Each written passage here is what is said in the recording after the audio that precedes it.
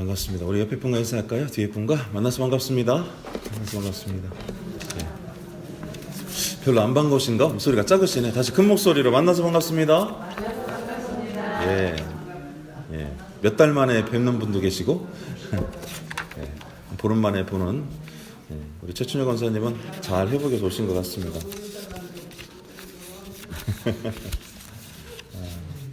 좋습니다. 한 주간에 잘 지내셨어요? 좋습니다. 오늘 본문의 제목은 내 것이 다 내 것이로되 라는 주제로 하나님의 말씀을 나누고자 원합니다. 한국 사회가 변하고 있죠? 요즘 뉴스를 보면 뉴스가 참 재밌습니다. 눈이 팍팍 돌아갈 정도로 아주 변화가 빨리 일어나고 있습니다. 적폐청산이라는 이름으로 청와대와 국회, 법원과 기업 그리고 안방에 이르기까지 그러한 변화에 대한 바람이 빨리 진행되고 있습니다. 이를 두고 외국 신문들, 외신들은 대한민국은 도덕공화국이다 이런 말을 하고 있습니다. 그러니까 그들이 봤을 때는 이 사건 자체가 너무나 신기한 거예요. 오랫동안 유교 문화권이 있었기 때문에 국민들이 관료를 비롯한 사회 전반의 도덕적인 가치를 중시하는 분위기가 강화되고 있다 이런 말을 하고 있습니다. 근데 이 도덕이란 것은 사람이라면 기본적으로 갖춰야 될 어떤 소양을 말하는 것입니다. 그러니까 본질적인 문제를 다루기 때문에 실은 우리 국민이 지난 불행과 과거를 처리하고 그 처리하는 과정 가운데에서 민주적이고 인격적인 방법으로 처리하는 모습들을 보면서 외국인들이 감탄하고 있음을 우리가 알 수 있는 것이죠. 왜냐하면 지금 우리나라가 하고 있는 것은 단순히 과거를 들춰내고 상처를 주고 처벌하는 것에 목적을 두지 않고 현재의 청사는 어떻게 보면 좀 더 나은, 좀 더 쉽게 말하면 우리의 아이들이 좀 더 나은 세상에서 살길 바라는 부모들의 마음임을 우리가 알 수가 있는 것입니다. 이어져서 이제 이런 바람들이 요즘 많은 여성들에게 미투 운동이라는 그런 운동으로 번지고 있어요. 서울에서 오신 분들도 계시지만 많은 여성들이 과거에 자기 선배나 또는 직장 상사나 어쩔 수 없이 어떤 성적인 폭행을 당했던 어려운 일을 당했던 것들을 얼굴을 드러내놓고 방송이나 또는 신문 또는 사내에서 공개하고 다시는 이런 일이 벌어나지 않기를 고백하는 심정으로 그런 운동들이 벌어지고 있답니다. 어쩌면 이분들은 다른 사람이 나를 바라보는 시선보다는 또 남들에게 인정받거나 숨겨야 하는 욕구보다는 그런 불안보다는 미래, 즉 똑같은 이유로 우리 아이들이 살아가는 다음 시대에는 이런 일이 벌어지지 않길 바라는 마음에서 자기를 희생해서 담대하게 입술의 고백을 해내고 있음을 우리가 알 수가 있는 것이죠. 그래서 저도 저희 딸도 그런 일을 겪지 않기를 바라는 마음에서 마음으로 응원했습니다. 그래서 어쩌면 이 사회를 건강하게 어떤 상처 입은 천사들의 고백이 아닐까 그런 생각을 하게 되었어요. 네, 할렐루야. 네, 맞죠? 오늘 읽은 누가복음 15장 11절 이하의 본문도 그렇지만 15장은 잃어버린 자녀를 되찾을 때에 천국 천사들의 기쁨에 대해서 말하고 있습니다. 말했죠. 비단 하늘의 천사만 아니라 우리 일상 안에서의 회복은 더 많은 기쁨을 만들어내곤 합니다. 그러니까 어떻게 보면 우리 삶 가운데에서 실질적인 회복이 천상에서의 천사들의 기쁨을 우리가 직접적으로 느낄 수 있는 기회가 될 수도 있는 것이죠. 울타리 밖으로 밀려난 세대들이 다시 희망을 갖고 사회 안으로 돌아온 일도 그렇습니다. 유리천장에 눌려서 제 목소리를 가져본 적 없는 한국의 여성들이 자기 목소리를 갖고 건강하게 사회를 변화시켜가는 모습들도 그렇습니다. 그래서 잃어버린 자녀의 회복은 단순히 천사의 잔치만을 의미하는 것이 아니라 우리 인간사회 공동체 안에서 서로가 서로에게 천사가 되어주는 사건으로도 받아들일 수 있는 것입니다. 저와 여러분들이 서로가 서로에게 천사인 줄로 믿습니다. 네. 때로는 아프게, 때로는 친절하게, 사실은 하나님의 교회라는 울타리 안에서 그 거대한 믹서기 안에서 갈아내시면서 서로가 서로의 맛을 좀 더 잘 내게 해주기 위해서 천사로서 우리를 세워주신 것이죠. 마찬가지로 오늘날 우리가 겪은 현실은 모두의 성숙과 온전함을 이뤄낼 좋은 기회로 평가받을 날이 올 거예요. 불과 1년 전만 해도 상상할 수 없는 일들이 벌어지는 지금을 생각하며 하나님께서 우리 민족을 사랑하시는구나. 또 우리를 도우신 하나님이 온 세상도 우리나라를 통해서 이끌어내시겠구나라는 믿음을 가져봅니다. 그야말로 이른 줄 알았던 나라가, 가정이, 기업이, 또 공무원들이 하나님께 다시 회복되기를 같이 기도해 주시길 바라요. 돌아온 둘째 아들처럼 온전히 이 나라가 회복되기를 축복합니다. 아멘. 자, 오늘 본문에 등장하는 둘째 아들의 사정은 마찬가지로 도저히 건너올 수 없는 강을 건너가 그 삶이 끝난 줄 알았어요. 도리어 그 절벽에서 아버지의 사랑을 기억하고, 근데 놀랍게도 그 길 끝에서 새로운 길을 경험한 줄로 믿습니다. 그리고 본문의 아버지는 돌아온 아들을 끌어안고 죽었다 살아온 아들이라며 기뻐합니다. 이야기의 교훈을 정리하면 다음과 같습니다. 그리스도인은 길 끝에서 길을 발견하는 사람이다. 한번 따라해 보실까요? 그리스도인은 길 끝에서 길을 발견하는 사람이다. 내 안에 궁핍과 결여의 그림자가 도리어 하나님을 만날 수 있는 기회가 된 거예요. 우리나라도 그렇잖아요. 둘째 아들도 그렇잖아요. 이야기에서 둘째 아들은 어려운 상황 가운데서 자기 안에 그림자의 무게를 덜어내야만 채워지는 하나님의 은혜를 경험했다고 말할 수가 있습니다.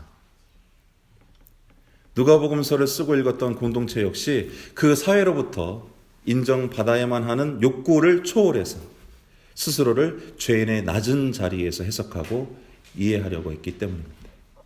그러니까 이와 같은 내용들이 기록될 수 있었던 이유가 바로 뭐냐? 이미 이 복음서를 썼던 공동체가 이 복음서를 스스로 살아내고 있고 그런 입장에서 썼다는 것을 우리가 알 수가 있는 거예요.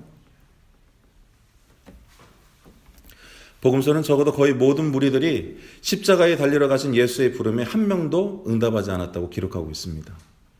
제자들을 다 풀어서 한번 보자 그랬거든요. 근데 자기에게 은혜를 많이 받았던 사마리아가 됐던, 자기 본 마을이 되었던 이스라엘의 많은 마을에서 다 거절당했습니다. 그런데 이상하게도 예수님이 돌아가신 후 많은 무리들과 제자들에게 변화가 일어났어요. 군사들이 예수님의 제자들을 쫓아다닐 때였습니다. 같은 동족들이 예수를 따르던 무리들을 해치던 때였습니다. 이들이 두려움에 다락방이나 광야에 숨어 숨죽여 기도할 때였습니다. 애제자 베드로조차 예수를 부정할 만큼 엄중한 때였어요. 바로 그 삶의 끝에서 누구에게도 도움을 받을 수 없는 그 엄중한 시간 가운데에 또 아무런 죄 없이 십자가에 예수님을 매단 세상을 향해 제자들과 거룩한 무리들이 겪었을 슬픔이 무엇이었을지 한번 생각해 보시기 바랍니다. 바로 어제까지는 그에게 은혜를 입었고 그를 사랑했고 그와 함께라면 어디든 갈 수 있을 줄 알았는데 지금 그가 잡혀가고 세상이 엄중해지자 이들이 다 숨어버린 거예요. 남에게는 말할 수 없는 슬픔과 자신의 비겁함이 매일 밤 자신을 절벽으로 내몰았을 것입니다. 그리고 어느 날 밤 자신의 비겁함과 두려움의 끝을 여시고 내 안으로 들어오신 예수를 만났을 거예요. 잘 들으셔요. 그리고 그 순간에 자신은 온데간데 사라지고 예수님 것만 남게 된 줄로 믿습니다. 여기서 십자가 안에서의 자기 부정은 다른 것이 아니라 절벽 끝에서 자기 어둠의 끝에서 그 어둠을 찢어내시고 우리 마음속으로 들어오시는 예수 그리스도를 체험하고 그 예수 그리스도로 채워진다는 뜻을 말하는 거예요. 그건 어떻게 설명드리기가 어렵습니다. 경험한 사람만 합니다. 그렇게 이들의 가슴에 예수님이 다시 부활했을 때에는 내가 배제하고 멀리하고 두려워서 숨어버렸던 그 안에서 예수가 다시 살아난 거죠. 그 부활한 예수로 인해서 누가 시킬 것도 없이 복음 전파와 착한 행실을 그들이 이뤄냈음을 우리가 기억할 필요가 있는 것이죠. 그러니까 마음속에 예수가 살아나니까 시키지 않아도 하나님의 사역을 그 일을 감당하더라 이 말입니다. 저는 이것을 어떤 부분에서는 영적인 미투 운동이다 이렇게 생각하고 있어요. 길끝에서 길이요 진리이신 예수님을 만난 사람이라야 바로 그런 마음이 되어야 죄인이란 자리조차 자신에게 과분한 자리임을 깨닫게 되는 줄로 믿습니다. 네. 죄인조차도 실은 내가 과분한 자리였구나. 물론 그 전과 상황이 달라진 것은 없습니다. 다만 예전엔 보지 못했고 인정하기 어려운 사실이 지금은 이해가 되고 인정된 것뿐입니다. 그리고 보통 이런 것을 은혜를 입었다라고 교회가 가르쳐 왔습니다.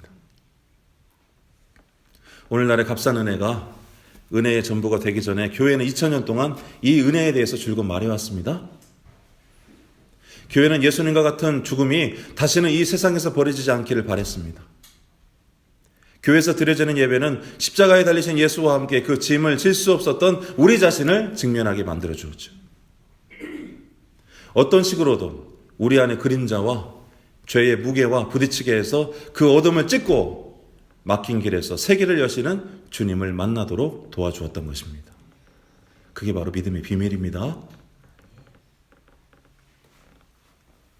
그리고 그 주님의 나라가 우리의 소망이 되고 그런 나라가 되기를 바라는 그 영적인 운동이 바로 하나님 나라 운동이고 거의 모든 교회들의 신앙 운동이었던 것입니다.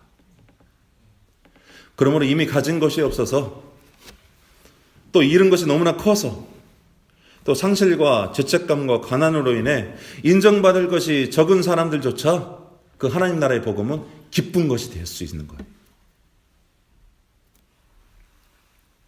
천국이 바로 이런 가난한 심령을 가진 분들에게 나타났기 때문입니다. 천국은 우리 가슴에서 부활한 예수를 받아들인 사람들에게 죄인이라는 자리조차 과분하도록 만드는 능력이 있는 줄로 믿습니다. 할렐루야. 천국의 은혜로 채워지니 그동안 누려왔던 권리나 악한 생각 등에서 삶의 중심이 변화되는 거예요. 더 좋은 것이 어디에서 오는지 알므로 더 이상 상황이나 환경에 따라 판단하지 않게 됩니다. 그저 묵묵히 주님을 찾아가면 됩니다. 그리하면 하나님과 동행하는 임마누엘의 축복을 우리가 누릴 수가 있는 것이죠. 천국은 하나님이 계신 곳을 말하기 때문에 그런즉 임마누엘의 축복은 다른 것이 아니라 우리가 천국에 속한 삶을 살 수 있다고 말하고 있는 거예요. 저 여러분들이 다 천국 안에 있는 줄로 믿습니다. 그렇게 우리는 둘째 아들과 같이 어렵게 예수님을 만났어요. 혹시 아는 분 안 계시죠? 이 자리에 앉아있는 적어도 이방인이라면 누구든지 다 이런 둘째 아들의 심령으로 예수님을 만날 수밖에 없는 것입니다. 그리고 평생 그 예수님을 찾기 위해 우리는 기도합니다. 마찬가지로 2000년 전 당시의 예수 공동체도 그런 노력을 했을 거예요. 그런데 같은 동족인 바리새인과 서기관 등의 유대인들이 이런 새 공동체에 이의를 제기했던 것입니다. 그래서 이 복음서를 쓴 거예요. 즉 권리의 문제입니다. 바리새인들과 서기관들이 같은 동족들이 자기가 가진 권리에 대해서 지금 새 공동체를 향해서 주장하고 있는 거죠.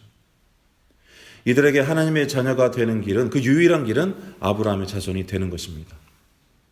그러니까 육으로 계속 누구는 누구를 낳고 누구는 누구를 낳고 그게 중요한 것뿐입니다. 아브라함의 자손은 하나님의 약속을 받은 민족의 조상이기 때문입니다.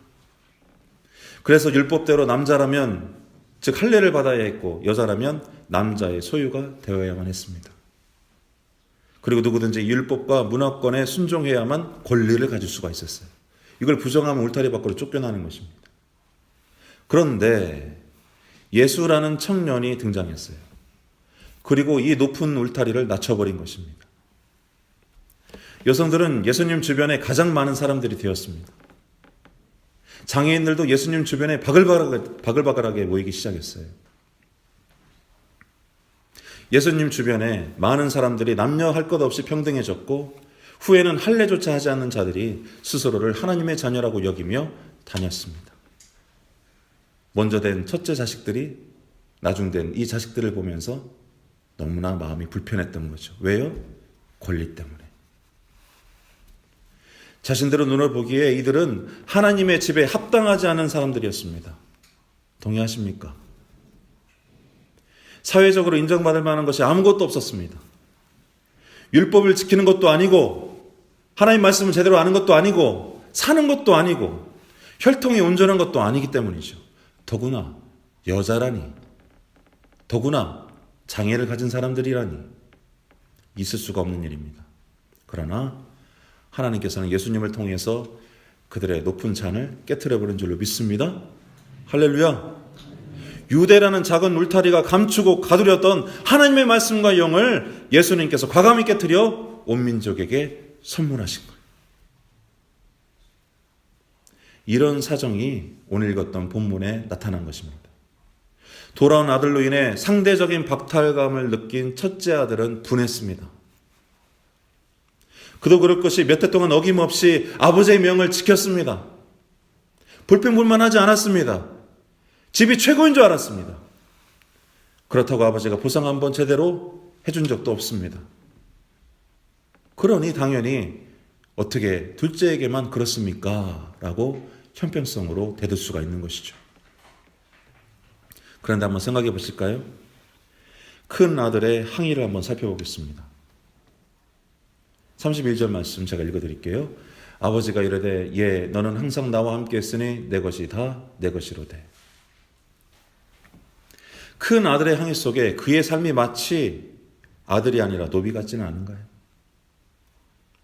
지금 저는 매일매일 아버지의 집에서 아버지의 집을 위해서 수고했습니다. 불평불만하지 않았습니다. 열심히 일했습니다. 그리고 아버지와 함께 지내는 기쁨을 잃어버리고 어쩌면 아버지보다 돈과 권리를 더욱 사랑하게 된 타락한 자녀의 모습을 우리가 읽을 수가 있어야 되는 거예요. 아버지는 알고 있었던 것입니다. 내가 나를 사랑한다면 나와 있는 것만으로도 기뻐할 텐데. 할렐루야. 맞죠? 제가 집에서 아버지랑 같이 있는데 아버지가 불편해요. 손님 같아요. 회사 사장 같아요. 그거 어떻게 삽니까? 지금 첫째 아들이 그 상태라는 거예요. 그러니까 아버지의 말 속에서 31절에는 그 아버지의 말씀을 통해서 너는 나와 항상 나와 함께 했으니 내 것이 다 내 것이다 라는 말은 뒤집어 말하면 네가 나와 함께 있는 것만으로도 만족하고 이미 내 것이 네 것임을 네가 믿었더라면 이라고 바꿔 말할 수도 있는 것입니다. 나를 믿었더라면 모든 것이 다 내 것임을 의심하지 않아도 될 텐데 너는 나를 기뻐하지도 믿지도 않았구나 라고 말한 거예요. 아버지가. 그러면 뒤집어 보니까 첫째 아들보다 지금 누구의 상심이 더 커요? 실은 아버지. 아버지가 그런 첫째 아들을 그냥 표시 없이 묵묵히 그냥 마음을 삭히면서 지냈던 것입니다. 그런데 그때 자신을 전부로 여기고 나로 인해서 기뻐하고 내 것을 자기처럼 여길 줄 아는 둘째 아들이 죽은 줄 알았던 그 둘째 아들이 지금 나를 향해서 달려오고 있는 거예요. 큰 아들과 달리 정말로 자식처럼 내 은혜를 잊고 나로 인해 만족하고 나로 인해 기뻐하고 나로 인해 사랑할 준비가 된 자녀가 도착한 것입니다. 할렐루야. 그러므로 내 삶이 둘째 아들과 같이 아버지를 다시 발견해만 할 줄로 믿습니다. 오늘 본문은 그런 의미에서 돌아와 아버지를 기쁘게 한 둘째 아들보다 그 첫 마음, 첫사랑, 첫 믿음, 모든 것을 잃은 첫째 아들이 실상은 진짜 탕자임을 알 수 있습니다. 누가 죄인인지 우리가 알 수가 있는 거예요. 둘째는 아버지의 은혜를 깨달아 돌아왔습니다. 그래서 이젠 숙제를 마친 탕자입니다. 첫째는 그동안 아버지의 곁에 있어도 은혜를 잊은 채 권리의식만 있는 자기 숙제에도 깨닫지 못하고 아직 아버지를 만나는 숙제를 시작도 못한 어리석은 탕자입니다. 그리고 바로 이들이 바리새인이고 서기관임을 예수님은 이미 15장 서두에 대놓고 밝힌 것입니다. 이 말씀을, 이 세 가지의 비유를 예수님께 들었을 바리새인들과 서기관들이 얼마나 속으로 분하고 원통했을지 우리가 한번 상상해 봐도 재밌을 것입니다. 저와 여러분들은 오직 아버지 하나님으로 인해서 기뻐야 될 줄로 믿습니다. 네. 우리 안에는 권리의식들, 혹이 있는 권리의식이나 만연한 신앙이나 이 시간 나사렛 예수의 이름으로 떠나가기 소원합니다. 여러분, 우리 온전치 않습니다. 우리 안에 그림자 있습니다. 그 그림자 사귀세요. 그것도 나라고 받아들이세요.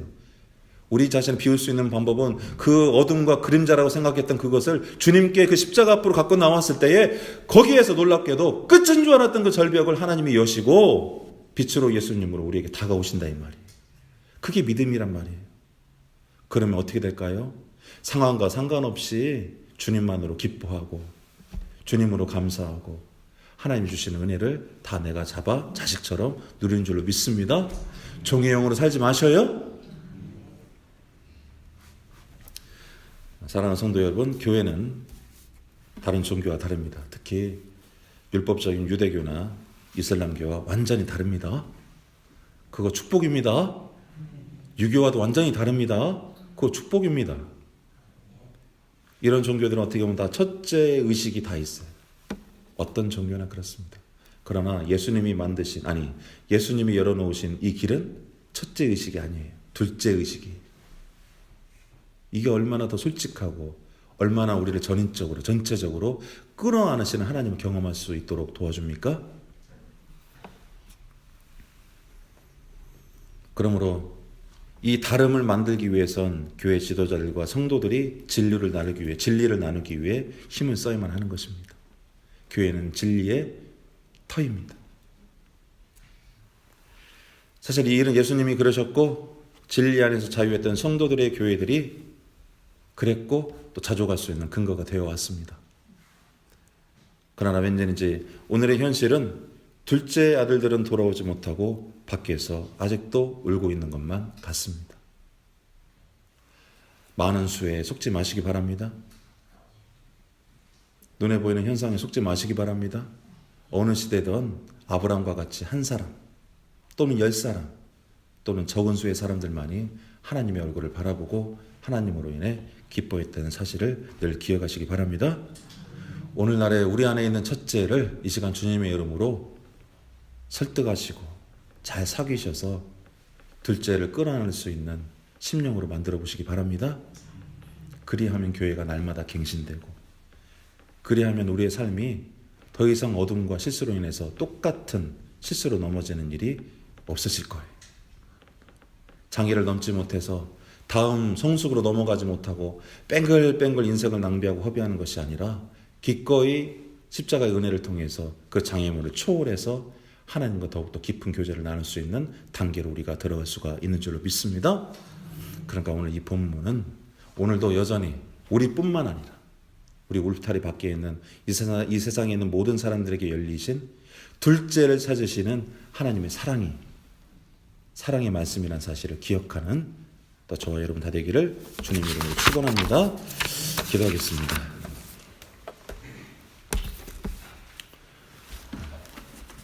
참으로 사랑이 많으신 아버지 하나님,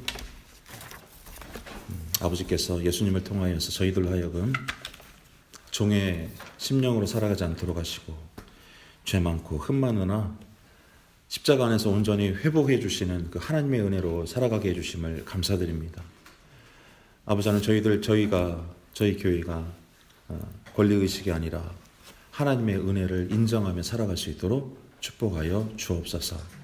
누구든지 경제적인 어려움으로 또 여러 가지 어려움들로 하나님께 간구하는 이들이 있거든 먼저 둘째 아들의 심령을 회복해 주셔서 어느 곳에 있든지 어떤 상황에 있든지 하나님으로 인해 자족할 수 있는 귀한 믿음을 선물하여 주옵소서.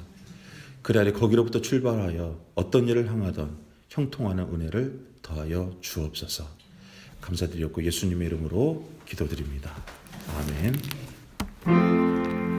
이 말씀 따라 사는 동안 지치지 않은 쾌감